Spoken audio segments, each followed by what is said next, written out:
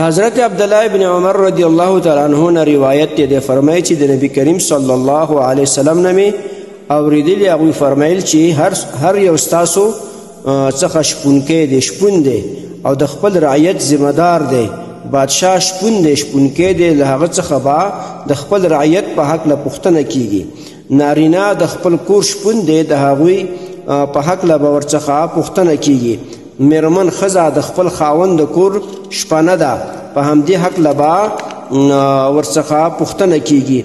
مزدور د خپل بادار د مال شپون دی، په همدې هکله به ورڅخه پوښتنه کیږي.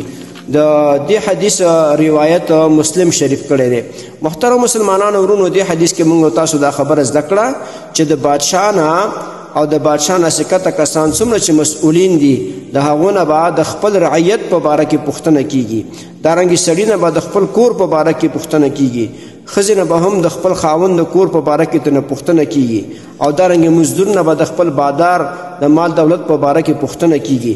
لہذا هر یو مسؤل له پکار دی چې هغه څومره مسؤلیت لري، که والي دی، که وزیر دی، که ولسوال دی، څومره چې د مشري لري، د نه به د دې په باره کې پوښتنه کیږي چې آیا تا د خپل رعیت حقوق پوره کړي وو، تا د خپل رعیت آواز اورېدلی وو، تا د خلکو د مشکلاتو نه ځان خبر کړی وو، تا د کونډو رونډو یتیمان د حال نه ځان خبر کړی وو.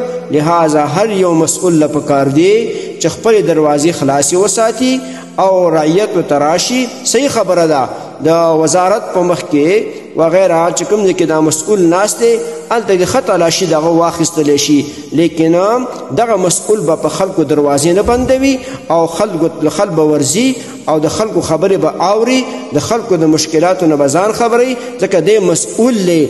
الله جل شانه به د نه پوښتنه کوي چې تا د خلکو د حقوقو څومره خیال ساتلی و، تا د هغوی د دین خیال ساتلی و. و بهرحال هر یو مسؤل خپل کار ته متوجه شي.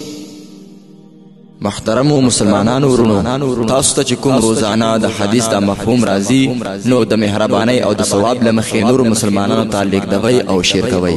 والسلام. د دیوبندي مسلک حنفي کاروان سټوډیو لخوا وړاندې کیږي.